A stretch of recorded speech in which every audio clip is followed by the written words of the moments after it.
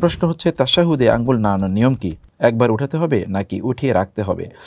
তাশাহুদে আমাদের আঙ্গুল নাড়ানোর নিয়ম সম্পর্কে ইবনে বাজ রাহিমাহুল্লাহ তিনি দুটো কথা বলেছেন। এক নম্বর হচ্ছে রাসূলুল্লাহ সাল্লাল্লাহু আলাইহি ওয়াসাল্লাম কানা ইউশিরু বিস-সাব্বাবাতি আ মিন আউয়ালি সলাতি মিন আউয়ালি তাশাহুদি ইলা আখিরিহি।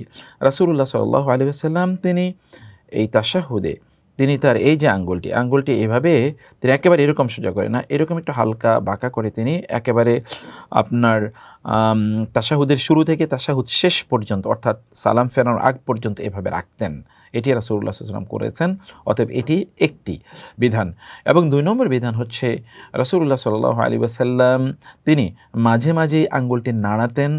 এটিও হাদিস দ্বারা প্রমাণিত এবং এটির ব্যাপারে কেউ, কেউ বলেছেন এই যে নাড়ানো, এই নাড়ানোটা কখন তিনি নাড়াবেন? একেবারে এরকম জোরে, জোরে এরকম না, হালকা করে মৃদু মন্দভাবে তিনি নাড়াবেন, সফটলি তিনি নাড়াবেন। এই নাড়ানোটা কখন? কেউ, কেউ বলেছেন যেই জায়গাগুলোতে আল্লাহ আসে, যেমন ইমাম আহমদ ইবনে হাম্বল তিনি বলছেন যেখানে আল্লাহ আছে বা তার মাযহাব অনুসারে যেখানে আল্লাহ, যেমন আল্লাহুম্মা সাল্লি আলা, আল্লাহুম্মা বারিক আলা, আল্লাহুম্মা ইন্নী যালামতু, এই জায়গাগুলো যেখানে আল্লাহ আছে সেখানে, অথবা আশহাদু আল্লা ইলাহা ইল্লাল্লাহ, এই যে আল্লাহ আছে যেখানে সেখানে একটু এরকমভাবে নাড়াবে, এরকম একটি কথাও আছে। আর ৩ নম্বর যেটি তা হলো যে যেখানে আমরা দোয়া করি, দোয়ার জায়গাগুলোতে এটি আমরা করব।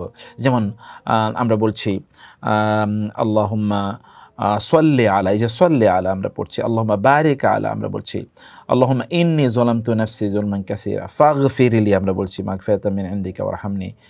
এরপরে আমরা বলছি আল্লাহুম্মা ইন্নী আউযু বিকা মিন আযাবিল কবর। এই যে আমরা দোয়া যে জায়গাগুলোতে করছি এই জায়গাগুলোতে আঙ্গুলটি এরকম নাড়ানো যাবে। এই ৩টি মতই রয়েছে।